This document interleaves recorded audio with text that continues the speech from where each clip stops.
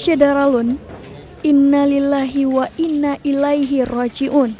Kabar duka meninggalnya sosok Sekretaris Dewan Pimpinan Wilayah atau DPW Partai Demokrat Aceh Pertama, Insinyur Hasbi Armas berusia 64 tahun pada Minggu 6 Agustus 2022, sekira pukul 19.45 waktu Indonesia Barat di Rumah Sakit Umum RSU Tengkuci di Tiro Sigli Pidi, menghembuskan nafas terakhir.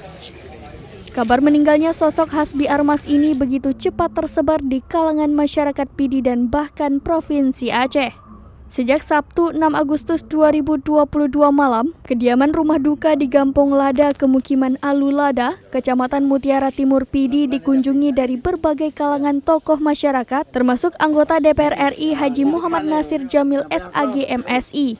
Demikian juga pada Minggu 7 Agustus 2022 pagi. Para tokoh masyarakat terus berdatangan, terutama keluarga Ureng Pidi atau KUPI selaku paguyuban masyarakat perantauan di Jakarta yang kini berada di Pidi, termasuk Ketua Umum KUPI Insinyur Haji Muslim Armas yang merupakan adik kandung almarhum, Ruslan Armas SE selaku adik ketiga dari almarhum Insinyur Hasbi Armas. Kepada serambinews.com pada Minggu 7 Agustus 2022 mengatakan almarhum pada Jumat 5 Agustus 2022 diboyong ke rumah sakit pasca didera dengan sesak nafas sehingga harus menjalani perawatan, dan selang 1 hari kemudian pada Jumat 6 Agustus 2022 sekira pukul 19.40 waktu Indonesia Barat menghembuskan nafas terakhir.